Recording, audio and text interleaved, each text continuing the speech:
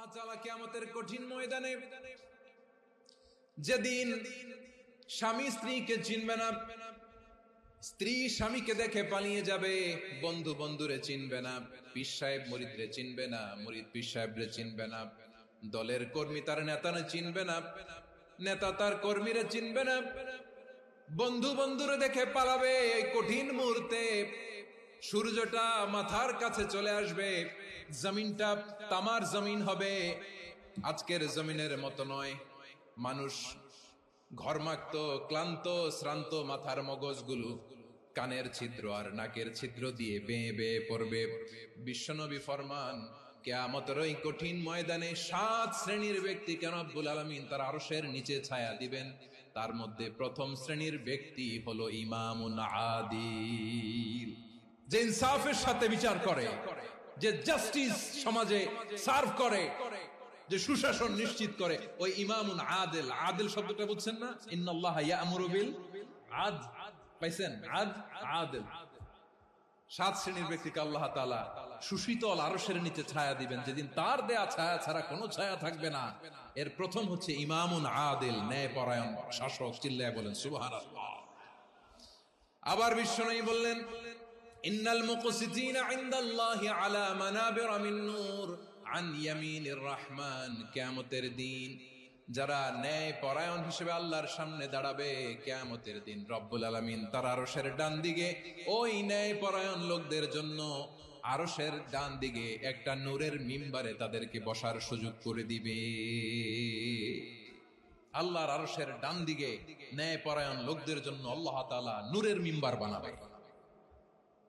4টে কেন কথা মনে করেছেন? আল আদাল, জাস্টিস। ইন্নাল্লাহা ইয়া'মুরু বিল আদল। আল্লাহ তাআলা এই আদালতের নির্দেশনা দেন, সুবিচার, সুশাসন। প্রিয় ভাইয়েরা, এটা আমরা বাংলাদেশে চাই কি চাই না? এই যে অরাজকতা, এই যে অন্যায়, এই যে জুলুম, এই যে ইনকনসিস্টেন্সি সমাজের অসঙ্গতির প্রধান কারণ জাস্টিস নাই, সুবিচার নাই, সুশাসন নাই। শেষবারের মতো আওয়াজ করে বলেন তো, আমরা বাংলাদেশে আদল চাই কি চাই না? তাহলে প্রথম নির্দেশনা শেষ। আল্লাহ তাআলা তোমাদেরকে আদলের আদেশ দেন। এরপরে আল্লাহ বললেন, আমি তোমাদেরকে ইহসানের আদেশ দেই। ইন্নাল্লাহা ইয়া'মুরু বিল আদলি ওয়াল ইহসান। আমি তোমাদেরকে যেমনি আদলের নির্দেশনা দেই, তেমনি ভাবে তোমাদেরকে ইহসানের নির্দেশনা দেই। ইহসান, আওয়াজ করে সবাই বলেন তো ইহসান।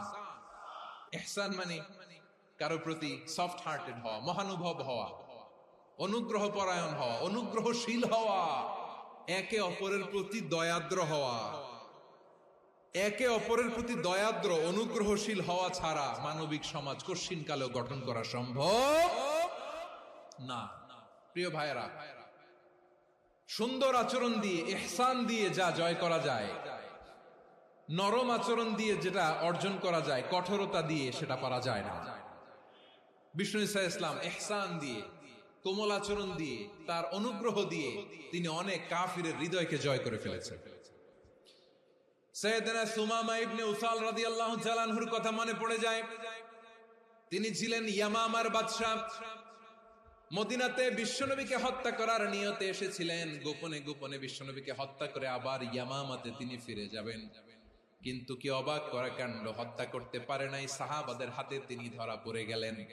সাইয়েদনা সুমামা ইবনে উসাল রাদিয়াল্লাহু তাআলা আনহু হত্যার নিয়তে আসলেন, কিন্তু হত্যা করতে পারলেন না। সাহাবারা ওনাকে ধরে ফেললেন, ধরে মসজিদে নববীর পিলারের মধ্যে বেঁধে রাখলেন। সুমামা ইবনে উসাল, সিরাত থেকে শুনে, সিরাত থেকে শোনাচ্ছি, রাদিয়াল্লাহু তাআলা আনহু ইয়ামামার অধিপতি ছিলেন। বিশ্বনবীকে হত্যার জন্য আসছেন, ধরা পড়ে গেছেন, এখন মসজিদে নববীতে বেঁধে রাখছেন। তার মানে বন্দী। এখন স্ট্যাটাস কি? বন্দী, ক্যাপ্টিভ। তো বিষ্ণু ঈসা ইসলাম সাহাবাদেরকে বললেন, তার খোঁজ খবর নিও, সুমামা ইবনে উসালের খোঁজ খবর নিও। সাহাবার বলেন, ইয়া রাসূলুল্লাহ, আপনাকে হত্যা করতে এসেছে, তার তো কঠিন ক্যাপিটাল পানিশমেন্ট হওয়া দরকার, কঠিন শাস্তি হওয়া দরকার। বিশ্বনবী বললেন, না, আমি যেটা জানি তোমরা সেটা জানো না, তোমরা সুমামার সাথে ভালো আচরণ করো। বিশ্বনবী সুমামার কাছে গেলেন। প্রথম দিন যে তিনি কালেমার দাওয়াত দিলেন, ইমানের দাওয়াত দিলেন, ইসলামের দাওয়াত দিলেন, রিসালাতের দাওয়াত দিলেন, আখিরাতের দাওয়াত দিলেন। পরের দিন যে বিশ্বনবী সালাতের দাওয়াত দিলেন, যাকাতের দাওয়াত দিলেন, ইসলাম কি, কিভাবে, কেমন করে পালন করতে হয় চমৎকার আর্টিকুলেট করতে শুরু করলেন। তন্ময় হয়ে সুমামা ইবনে উসাল রাদিয়াল্লাহু তাআলা আনহু বিশ্বনবীর কথাগুলো শুনতে আরম্ভ করলো। একদিন নয়, 2 দিন নয়, টানা 3 দিন বিশ্বনবী সুমামার কাছে ইসলামকে প্রেজেন্ট করেছেন, উপস্থাপন করেছেন। আওয়াজ করে বলেন, কয় দিন? 3 দিন। 3 দিন মসজিদে নববীতে বাধা। আর সাহাবীদেরকে বললেন, তার খোঁজ খবর নিও, তোমরা যে রুটি বানাও এর মধ্যে সবচেয়ে ভালো আটার রুটিটা তারে দিও, সবচেয়ে রিফাইন্ড খেজুর, যেটা পিওর খেজুর, এটা তারে দিও। আর বিশ্বনবী নিজের উট থেকে দুধ দহন করে ওনার বাড়ির এক কর্মচারীকে বলেছেন, দুধ দহন করে সুমামার জন্য নিয়ে যেও। সুবহানাল্লাহ পড়বেন না? সবাই তো অবাক, ইয়ামামা থেকে আসছে নবীকে হত্যা করতে, বিশ্বনবী দেখে তারে জামাই আদর করে। একদিন নয়, 2 দিন নয়, টানা 3 দিন বিশ্বনবী এভাবে সুমামার কাছে যেয়ে যে ইসলামকে প্রেজেন্ট করতে আরম্ভ করলেন, ইসলামকে উপস্থাপন করতে শুরু করলেন। আর তাকে চমৎকার এন্টারটেইনমেন্ট, আপ্যায়ন দিতে আরম্ভ করলেন। টানা 3 দিন যখন ইসলামের দ্য বিউটিজ অফ ইসলাম, ইসলামের সুমহান বাণী, সৌন্দর্য তার কাছে উপস্থাপন শেষ, তাকে আপ্যায়ন শেষ, বিশ্বনবী বললেন সাহাবাদেরকে, যাও এবার সুমামার হাতের পায়ের রশি দুটো খুলে দাও। সাহাবারা তর্ক জুড়ে দিলেন, লা ইয়া রাসূলুল্লাহ, এমনটা করবেন না, তো ভয়ঙ্কর, ভয়ঙ্কর খুনি, কি জানি কি হয়ে যায়। বিশ্বনবী বললেন, না, তার হাতে পায়ের রশিগুলো খুলে দাও।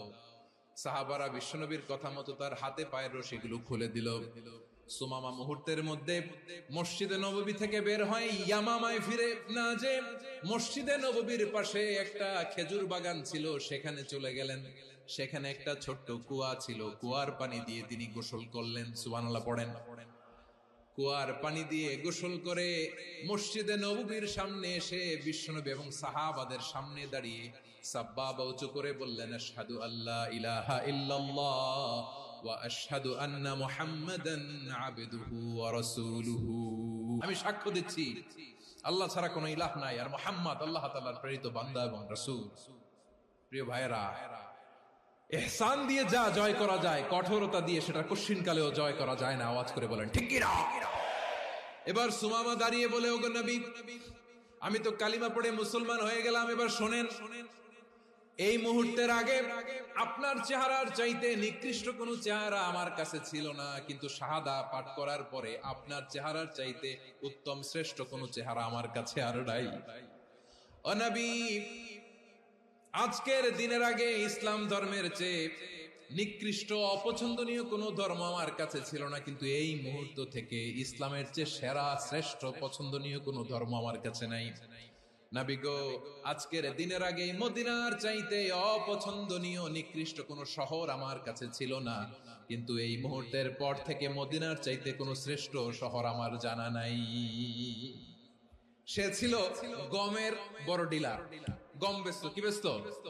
তার গম কিনে মক্কার লোকেরা রুটি খাইতো। সে ঘোষণা দিল, আজকে থেকে মক্কাবাসীদের জন্য সব গম আমি হারাম করে দিলাম, মক্কাবাসী এখন না খেয়ে মরে। সুবহানাল্লাহ পড়বেন না? মক্কাবাসী বিশ্বনবীর কাছে আসলেন, এসে বললেন, মুহাম্মদ, আমরা তো তোমার ভাই, তোমার চাচা, তোমার ভাতিজা, তোমার আত্মীয়, তুমি সুমামারে বলো সে যেন আবার গমের সাপ্লাই মক্কার জন্য অনুমতি দিয়ে দেয়। বিশ্বনবীর অনুমতি ক্রমে সুমামা আবার মক্কাতে গম পাঠাতে শুরু করলো। পড়েন সুবহানাল্লাহ। ইহসান, ইহসান দিয়ে আপনি যেটা জয় করতে পারবেন, you can win the heart of your enemies. ইহসান দিয়ে আপনি আপনার শত্রুর হৃদয়কে জয় করতে পারবেন। এজন্য আল্লাহ বললেন, ওয়া আনফিকু ফি সাবিলিল্লাহি ওয়া লা তুলকু বিআইদিকুম ইলাত তাহলুকা ওয়া আহসিনু ইন্নাল্লাহা ইউহিব্বুল মুহসিনিন। তোমরা আল্লাহর রাস্তায় দান করবে আর নিজেরা নিজেদেরকে ধ্বংসের হাতে ঠেলে দিও না। তোমরা একে অপরের প্রতি ইহসান করবে, কারণ ইহসানকারীদেরকে আল্লাহ বড্ড ভালোবাসেন। সুবহানাল্লাহ পড়েন। আবার সূরা রহমানে আল্লাহ বললেন, হাল জাযাউল ইহসানি ইল্লাল ইহসান ফাবিআইয়ি আলা, সবাই পড়েন, ফাবিআইয়ি আলাই রাব্বিকুমা তুকাযযিবান। ইহসানের প্রতিদান হিসেবে ইহসানি হয়। বিশ্বনবী সুমামার প্রতি যেমন ইহসান করেছেন, সুমামাও ঠিক তেমন ইহসান ফিরিয়ে দিয়েছে। ঠিক কিনা বলেন? তাহলে 1 নম্বরে হচ্ছে আদ, ন্যায় বিচার। 2 নম্বরে সবাই বলেন ইহসান, সদাচরণ। ইহসান 2 ধরনের প্রিয় ভাইরা, ইহসান ফিল ইবাদা, ইহসান ফিল মুআমালা। ইহসান ফিল ইবাদা হচ্ছে একাগ্র অনুভবে ইবাদতে ডুব দেওয়া, এর নাম ইবাদতের ইহসান। সুবহানাল্লাহ পড়ুন। বিশ্বনবী বলেন ইহসান মানে কি জানো নাকি? হাদিসে জিবরিলে সাইয়েদনা জিবরিল আলাইহিস সালাম বিশ্বনবীকে বললেন আখবিরনি আনিল ইহসান। নবী আমাদেরকে বলেন ইহসান মানে কি? বিশ্বনবী বললেন আনতা আবুদাল্লাহা কাআন্নাকা তারাহু ফাইন লাম তাকুন তারাহু ফাইন্নাহু ইয়ারাক। ইহসান মানে হলো এমন ভাবে তুমি আল্লাহর সামনে নিজেকে উজাড় করে ইবাদত করবে, তুমি ভাববে তুমি আল্লাহকে দেখতে পাচ্ছ। আর এটা যদি ভাবা তোমার জন্য কঠিন হয়ে যায়, অন্তত এতটুকু তুমি ভাববা যে আল্লাহ তোমাকে দেখতে পাচ্ছেন। ঠিক কিনা বলেন? ও আমার বীর চট্টলার ভাইয়েরা, কেউ যেটা দেখে না সেটা দেখে কে? এই বিশ্বাস হৃদয়ের মধ্যে আছে? নামাজে যখন দাঁড়ান এই ফিলিংসটা আনা যাবে? এসা পর্যন্ত যে আমরা হায়াত পাবো কোনো গ্যারান্টি আছে? সবাই আওয়াজ করে বলেন গ্যারান্টি আছে? গ্যারান্টি নাই। এজন্য বিষ্ণু ইসলাম বলেছে এমন ভাবে নামাজে দাঁড়াও, ইবাদত করো, মনে করো হতে পারে এটাই আমার জীবনের শেষ নামাজ। Perform the salah as if this is your last and final prayer. এমন ভাবে সালাতে দাঁড়াও, ভাবো হতে পারে এটাই তোমার জীবনের শেষ নামাজ। এমন ভাবে নামাজে দাঁড়াও, ভাবো এটাই শেষ নামাজ। তাহলে নামাজে একাগ্রতা বাড়ায় দিবে কে? ফলে ইবাদতের ইহসান আমাদের অর্জিত হবে। আর মুআমালাতে ইহসান হলো, বিশ্বনবী বলেন ইন্নাল্লাহা তাবারাকা ওয়া তাআলা كتب الإحسان على كل شيء فإذا قتلتم فأحسنوا القتلة وإذا ذبحتم فأحسنوا الذبح وليحد أحدكم شفرته وليرح ذبيحته। ইহসান 2 ধরনের, আওয়াজ করে বলতে হবে কয় ধরনের? একটা হচ্ছে ইহসান ফিল ইবাদা, ইবাদতে ইহসান। ইবাদতে ইহসান কি? একাগ্র অনুভব দিয়ে ইবাদত করা, মন প্রাণ দিয়ে ইবাদত করা। আর মুআমালাতে ইহসান কি? সব কাজে, দৈনন্দিন কাজে, কর্মে, সামাজিক অ্যাক্টিভিটিতে কোমলতা প্রদর্শন করা, অনুগ্রহের সাথে সবকিছু করা। আল্লাহ তাআলা ইন্নাল্লাহা তাবারাকা ওয়া তাআলা কাতাবাল ইহসান আলা কুল্লি শাই, তিনি সবকিছুর ব্যাপারে ইহসানকে আবশ্যক করেছেন। সবকিছু, মুমিনের সব কাজে ইহসানের পরশ থাকবে। ওয়া ইযা কাতালতুম ফাহসিনুল কিতলা, বিষ্ণুই বলেন তুমি যখন কাউকে হত্যা করো ইহসানের সাথে করো। সুবহানাল্লাহ পড়বেন না? যখন হত্যা করো তখনও ইহসানের সাথে। আচ্ছা হত্যা করবো আবার ইহসান আসবে করতে, করে তো মেরেই ফেলবো আমি। আল্লাহ, ও ভাই একজন খুন করেছে, খুনি, রাষ্ট্রীয় আইনে তার শাস্তি হয়েছে ডেথ পেনাল্টি, মৃত্যুদণ্ড। এখন মৃত্যুদণ্ড দেখে আপনি যেমনি মন চায় তেমনি মারবেন লোকটারে? ওর নাক কেটে ফেলতে পারবেন? ওর কান কাটতে পারবেন? ওর চোখ উপড়ে ফেলতে পারবেন আপনি? যেমন মন চায় তার অঙ্গহানি করা যাবে না। ইহসানের সাথে তাকে হত্যা করো। সুবহানাল্লাহ, this is Islam, this is the true essence of Islam. ওয়া ইযা যাবাহতুম ফাহসিনু যাবহা, যখন জবাই করবে তখনও ইহসানের সাথে জবাই করবে। করব জবাই, ওইখানেও নাকি ইহসান। আচ্ছা কুরবানির দিন আমরা পশুগুলোরে কি করি বলেন? সবাই আওয়াজ করে জবাই। জবাই মানে তো এটার মেরেই ফেলতেছি, একটু পরে তো টুকরো টুকরো করে গোশতগুলো খাবো, এটা তো খাবো, এটা তো মেরেই ফেলবো। বিষ্ণু বলে না, জবাইয়ের মধ্যেও মুমিনের জবের ভেতরেও ইহসানের পরশ থাকা চায়। যখন জবাই করবে প্রাণীটাকে হাত পা টাইট করে বেঁধে নাও, ছুরিটাকে শার্পেন করে নাও, ধারালো করে নাও, যাতে অল্প সময়ে জবাইটা হয়ে যায়, প্রাণীটা যাতে কম কষ্ট পায়। সুবহানাল্লাহ পড়ে। দিস ইজ কল্ড ইহসান। আল্লাহ তাআলা যেমনি আদলের আদেশ করেছেন, ন্যায় বিচার, জাস্টিস এনশিওর করতে বলেছেন, সমাজে ইহসানের ব্যবহার, ইহসানের অনুশীলন তিনি করতে বলেছেন। এজন্য মুমিনের প্রতিটি কাজে, আমার চট্টগ্রামের ভাইয়েরা আমার দিকে তাকান, খেয়াল করে শুনুন, মুমিন জীবনের প্রতিটি কাজে ইহসানের পরশ থাকা চাই। আমরা যেন আমাদের পরিবারের প্রতি ইহসান করি, আমরা যেন আমাদের কর্মচারীদের প্রতি ইহসান করি, আমরা যেন আমাদের কলিগদের প্রতি ইহসান করি, আমরা যেন আমাদের ভাইদের প্রতি ইহসান করি। মুমিন জীবনের প্রতি কাজে ইহসানের পরশ থাকার দরকার আছে না নাই? কথা বুঝতে পেরেছেন? তাহলে আল্লাহ তাআলার 3টা আদেশ ছিল, কয়টা গেল? প্রথমে কি ছিল? আদল। 2 নম্বরে, তিন নম্বরে রব্বুল আলামিন বললেন ওয়া ইতাইদিল কুরবা, নিকটাত্মীয়দেরকে দান করো। নিকট আত্মীয়দেরকে দাও, যারা তোমাদের ব্লাড কানেকশনের আত্মীয় তাদেরকে তোমরা দাও। এখানে জেনারেলি বললেন দাও, কি দিব সেটা তিনি এখানে বলেন নাই, সেটা তিনি সূরাতুল ইসরার মধ্যে বলেছেন। আল্লাহ বলেন ওয়া আতিদাল কুরবা হাক্কাহ, নিকট আত্মীয়দেরকে তাদের অধিকার, তাদের প্রাপ্য তোমরা বুঝিয়ে দাও। দেখেন, একটা শান্তির সমাজ, একটা সমৃদ্ধ সমাজ, একটা মানবিক সমাজ গঠনের জন্য আল্লাহ তাআলা বেশি না, মাত্র তিনটা অর্ডার, তিনটা ভার্ডিক্ট তিনি জারি করেছেন। এক নাম্বার সুশাসন, ন্যায় বিচার। দুই নাম্বার ইহসান। তিন নাম্বার নিকটাত্মীয়, যারা কাছের, তোমার ভেরি ক্লোজ রিলেশনশিপে আছে, তাদেরকে দাও। দাও, দিলে বাড়িয়ে দেয় কে? অনেকে দিতে চায় না, কৃপণতা করে। দিলে বাড়ায় দেয় কে? ও মিয়া, মদিনার মধ্যে সবচাইতে গরিব সাহাবী ছিল বেলাল রাদিয়াল্লাহু তাআলা আনহু। ওনার এন্টায়ার অ্যাসেট, সম্পদের পরিমাণ কতদূর জানেন? একটা লুঙ্গি। বেলাল রাদিয়াল্লাহু তাআলা আনহু, ওনার টোটাল ওয়েলথের এস্টিমেশন হচ্ছে মাত্র একটা লুঙ্গি।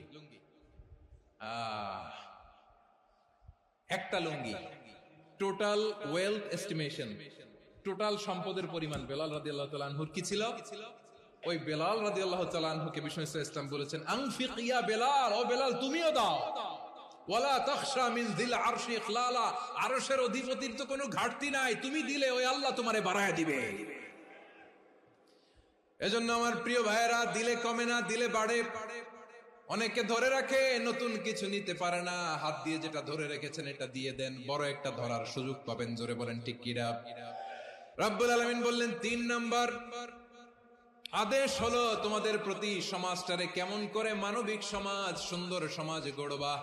তিন নাম্বার আদেশ হলো ওয়া আতিদাল কুরবা হাক্কা, নিকটাত্মীয়দেরকে তাদের প্রাপ্য বুঝিয়ে দাও। এই নিকটাত্মীয়দেরকে তাদের অধিকার বুঝিয়ে দেওয়া, প্রাপ্য বুঝিয়ে দেওয়াতে আমাদের গাফলতি আছে না নাই? অনেকে দেখবেন অনেক আল্লাহওয়ালা, তাহাজ্জুদ গুজার, সেজদা দিতে দিতে কপালে কালো দাগ ফেলে দিছে, সে তার বোনের হকটা আদায় করে নাই। আছে না নাই? অনেক বড় হাজী সাহেব, বিশাল লম্বা দাড়ি, ছেলেরে সব দিয়ে দিছে, মেয়েরে কিছু দেয় নাই, মেয়ের হক আদায় করে নাই। আছে না নাই? এই হাজী সাহেবেরা, এই আল্লাহওয়ালারা কিয়ামতের ময়দানে আটকে যাবে। আপনি অন্যের অধিকার নষ্ট করেছেন, তাদের রাইটস কে ভায়োলেট করেছেন। এজন্য আল্লাহ তাআলা বলেন, কারো অধিকার যদি কেউ নষ্ট করে, ওই সমাজটা মানবিক সমাজ কঠিনকালেও হতে পারে না। এজন্য তিন নম্বর আল্লাহ বললেন ওয়া ইতাইদিল কুরবা, নিকটাত্মীয়দেরকে দাও। কি দিবা? তাদের অধিকার দিয়ে দাও। বোনের অধিকার বুঝিয়ে দাও, মেয়ের অধিকার বুঝিয়ে দাও, ফুফুর অধিকার বুঝিয়ে দাও। দেখবেন অনেক মায়েরা ছেলের পাতে মুরগির রান দেয়, মেয়ের পাতে দেয় মুরগির ঠ্যাং। তো মেয়ের কি মুরগির রান খেতে মনে চায় না? মনে চায় না? এমনটা করা যাবে না। নিকটাত্মীয়দেরকে অধিকার দিয়ে দাও, নিকটাত্মীয়ের সাথে সুসম্পর্ক রাখো। আদেশটা কার? এজন্য প্রিয় ভাইয়েরা, জীবনে যদি বারাকা অর্জন করতে চান, নিকটাত্মীয়দের সাথে সুসম্পর্ক রাখতে হবে, তাদের জন্য উপহার পাঠাতে হবে। বিশ্বনবী বলেন লা ইয়াদখুলুল জান্নাতা কাতে, যে ব্যক্তি আত্মীয়তার সম্পর্ককে ছিন্ন করে দেয়, সে কঠিন কালেও আল্লাহর জান্নাতে ঢুকবে না। আপনি কি এটারে সহজ হাদিস মনে করছেন? এটা সহজ কথা? আপনি ভাবছেন আপনার নামাজ আপনারে বাঁচাতে পারবে, আপনার রোজা বাঁচাতে পারবে, আপনার তাহাজ্জুদ আপনারে বাঁচাতে পারবে? অধিকার নষ্ট করলে কিছুই আপনারে বাঁচাতে পারবে না। এজন্য নিকট আত্মীয়দেরকে দিতে হবে বেশি বেশি। বিশ্বনবী বলেন ইন্না সাদাকাতা আলাল মিসকিনি সাদাকা ওয়া আলা যির রাহিমি ইসনাতান সাদাকাতুন ওয়া সিলা। মিসকিন রে দান করলে শুধু দানের সওয়াব হয়, নিকট আত্মীয়কে দান করলে দুইটার সওয়াব হয়, সাদাকার সওয়াব হয়, আবার আত্মীয়তার বন্ধন অটুট রাখার সওয়াব হয়ে যায়। আবার বিশ্বনবী বললেন মান সাররাহু আইয়ুবসাতা লাহু ফি রিজকিহি ওয়া ইউনসা লাহু ফি আসারিহি ফালইয়াসিল রাহিমা। যে ব্যক্তি তার রিজিকের প্রশস্ততা চায় আর হায়াতে বরকত চায়, সে যেন তার আত্মীয়ের সাথে সুসম্পর্ক রাখে। আমার প্রিয় চট্টলার ভাইয়েরা, আমাদের রিজিক বাড়ুক, এটা আমরা চাই কি চাই না? সবাই চান? হ্যাঁ, আমাদের রিজিকে প্রশস্ততা আসুক, চাই কি চাই না? আমাদের হায়াতে বরকত আসুক, আমরা চাই কি চাই না? এই দুইটা যদি চান তাহলে নিকটাত্মীয়দের সাথে সুসম্পর্ক রাখবেন। পারবেন? তাহলে সমাজটারে মানবিক সমাজ বানায় দিবে কে? তিনটা আদেশ চলে গেল। 1 নম্বরে কি ছিল? 2 নম্বরে, 3 নম্বরে নিকটাত্মীয়দেরকে দান। আল্লাহ তাআলা তিনটা জিনিসের যেমনি আদেশ করেছেন, অনুরূপ ভাবে তিনটা বিষয় তিনি বারণ করেছেন, নিষেধ করেছেন। ওগুলোর কাছেও যাওয়া যাবে। রাব্বুল আলামিন বলেন, ওয়ায়ানহা আনিল ফাহশাই ওয়াল মুনকারি ওয়াল বাগি। আমি যেমনি তিনটি বিষয়ে আদেশ করলাম, অনুরূপ ভাবে তিনটি বিষয়ে বারণ করলাম, নিষেধ করলাম। আমার 1 নাম্বার নিষেধাজ্ঞা হলো অশ্লীলতার প্রতি। ফাহশা, ওয়ায়ানহা আনিল ফাহশা, আল্লাহ তাআলা অশ্লীলতাকে নিষেধ করেছেন। কোন জিনিসকে? সবাই বলুন, কোন জিনিসকে? যত ধরনের, যত টাইপের, যত ক্যাটাগরির অশ্লীলতা হতে পারে সব অশ্লীলতাকে হারাম করেছেন কে? ফাহশা মানে কি? কথায়, কাজে, আচরণে, কমেন্ট, ফেসবুকের কমেন্টসে যত ধরনের নোংরামো আছে, যত ধরনের অশ্লীলতা আছে, এটাকে আরবিতে বলে ফাহশা। রাব্বুল আলামিন বলেন, কুল ইন্নামা حرم ربي الفواحش ما ظهر منها وما بطن। ও নবী, আপনি বলে দেন, আমার রব প্রকাশ্য, অপ্রকাশ্য, স্পষ্ট কিংবা অস্পষ্ট, দৃশ্যমান কিংবা অদৃশ্যমান সব অশ্লীলতাকে হারাম করেছেন। সব ধরনের অশ্লীলতা হারাম। আল্লাহ তাআলা আমাদেরকে অশ্লীলতা থেকে বাঁচায়। এবার বলেন, আমাদের সমাজে অশ্লীলতা আছে না নাই? অশ্লীলতা নানা ভাবে, নানা নামে, নানা মোড়কে আমাদের সমাজে আছে না নাই? সংস্কৃতির নামে, ফ্যাশনের নামে, বিনোদনের নামে, উপন্যাসের নামে, কনসার্টের নামে অশ্লীলতা আছে না নাই? আপনি দেখেছেন কনসার্টগুলোর অবস্থা? আমাদের তরুণ তরুণীরা, আমাদের যুবক যুবতীরা, আমাদের জেনজিরা, কি অবস্থা ওইখানে? কনসার্টের নামে অশ্লীলতা আছে না নাই? ছেলে মেয়ে একে অপরকে জড়ায় ধরতেছে, একে অপরকে চুমু খাচ্ছে, প্রকাশ্যে, দিবালোকে, গণমানুষের সামনে। আল্লাহ তাআলা এই অশ্লীলতা থেকে আমাদেরকে বেঁচে থাকতে বলেছেন। রূপালী জগতের নামে অশ্লীলতা আছে না নাই? এই টার্মটা আপনারা জানেন না? রূপালী জগৎ কি জগৎ? আসলে কি রূপালী জগৎ না অন্ধকার জগৎ? আমার বোনেরা, আপনাদেরকে যে কি বলে তারা বুঝায়, রূপালী জগৎ শুনেই আপনি ভরকে যাবেন না। রূপালী জগতে যে নারী যত বেশি উলঙ্গ, সে নাকি তত বেশি সাহসী। জানেন? বলে এটা একটা সাহসী নারী, খুব সাহসী পদক্ষেপ তার। যত বেশি শরীর থেকে কাপড় নামাতে পারবে, যত বেশি বস্ত্রহীন হয়ে নিজেকে প্রেজেন্ট করতে পারবে, সে নাকি তত বেশি সাহসী। আমার চট্টলার ভাইয়েরা, শয়তানের প্রথমে এজেন্ডা ছিল বনি আদমকে বস্ত্রহীন করা।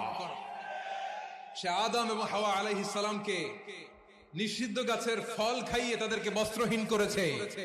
এই জামিনেও সে আমাদেরকে বস্ত্রহীন করতে চাইবে। এই রূপালী জগতের নামে তারা এটা করে। আমার প্রিয় বোনেরা, আপনি জানেন না আপনার দাম কত। ওরা আপনাদেরকে বিজ্ঞাপনের সস্তা পণ্য বানাতে চায়। ওরা আপনাদেরকে ওদের ভোগের লিপসার টুলস বানাতে চায়। ওরা আপনাদেরকে দিয়ে ওদের খায়েশ পূরণ করতে চায়। এটা আপনাদের জন্য মোটেও ডিগনিটি নয়, এটা আপনাদের জন্য সম্মান নয়। আপনার সম্মান শালীনতায়, আপনার সম্মান হেজাবে, আপনার সম্মান ভদ্রতায়, আপনার সম্মান আপনার ডিসেন্ট পোশাকে। পোশাক বলে দেয় এই নারীটা ভদ্র না অভদ্র। পোশাক বলে দেয় এই মেয়েটা কোন ঘরের মেয়ে। আপনি জানেন না, আপনার সস্তা পণ্য বানায়, ভোগের পণ্য, বিলবোর্ডে আপনাকে উলঙ্গ করে উপস্থাপন করে। এই অশ্লীলতার সাথে ইসলামের কোন সম্পর্ক। এজন্য আল্লাহ বলেন, আমি অশ্লীলতাকে হারাম করেছি। অশ্লীলতাকে হারাম করার প্রথম কারণ হলো এর মাধ্যমে মানবতাকে অপমানিত করা হয়। কারণ মানুষের সম্মান মানুষের পোশাকে। মানুষ যখন পোশাকহীন হয়ে যায়, বস্ত্রহীন হয়ে যায়, তার সম্মান কমে যায়। ঠিক কিনা? অশ্লীলতাকে হারাম করার প্রথম কারণ হচ্ছে মানুষ মানুষকে অপমান করে। একটা নারী, সে তো সম্মানিত, নারী যে কত সম্মানিত নারীর এটা বুঝেই নেই। বিশ্বনবী বলেন আর দুনিয়া কুল্লুহা মাতা ওয়া খায়রু মাতা'আদ দুনিয়া আল মারআতুস সালিহা। আমার বোনেরা, 5টা প্যান্ডেলে আপনারা এলইডিতে আমার আলোচনা শুনছেন, আমি জানি। আপনাদের এই গর্ভ যে কত দামি আপনি জানেন না। আপনার পেট থেকেই আসবে আগামী দিনের সালাহুদ্দিন আল আইয়ুবী। আপনার পেট থেকেই আসবে অনাগত দিনের ইমাম মাহদী আল মুনতাযর। আপনার পেট থেকেই আসবে অনাগত দিনের ফয়সাল, ওয়াসিম, মুগ্ধ, আবু সাইদের মতো বীর যোদ্ধা। আমার প্রিয় বোনেরা, আমার প্রিয় বোনেরা, বিশ্বনবীর কথার ওজন খেয়াল করেন। আর দুনিয়া কুল্লুহা মাতা ওয়া খায়রু মাতা'আদ দুনিয়া আল মারআতুস সালিহা। দুনিয়ার সবকিছুই অ্যাসেট, এর মধ্যে সবচেয়ে দামি অ্যাসেট নেককার নারী। আপনার গর্ভ যে কত দামি আপনি জানেন না। নিজের সময়টাকে কাজে লাগান, কোরআন পড়েন, সুন্নাহ পড়েন। আপনার অনেক দায়িত্ব ঘরে। You are the MD of your family. একটা family it's a very big institution. পরিবার একটা অনেক বড় প্রতিষ্ঠান। And you are the MD of your institution. আপনি এই পরিবারের MD, managing director of your family. এখানে আপনার কত দায়িত্ব। আপনি ছেলে মেয়েদেরকে তারবিয়া করবেন। আপনি আপনার স্বামীর জন্য ঘরটারে জান্নাতের নীর বানাবেন। আপনার জন্য জান্নাতের ডুপ্লেক্স বাড়ি ওইখানে তৈরি করে রাখবে কে? আপনি যে কত দামি আপনি জানেন না। নারীদেরকে আল্লাহ বানিয়েছেন উচ্চতর করে, নিম্নতর নয়। নারীদেরকে ছোট্ট জিনিস দিলে এটারে বড় করে দেয়।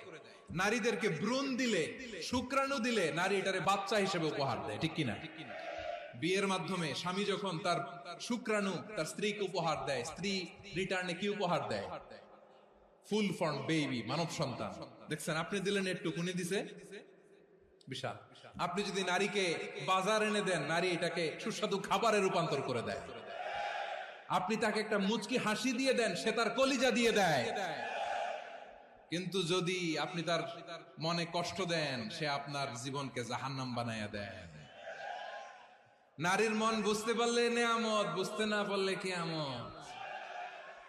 আমার প্রিয় বোনেরা, আপনি যে কত দামি আপনি জানেন না। অনেক দামি আপনি।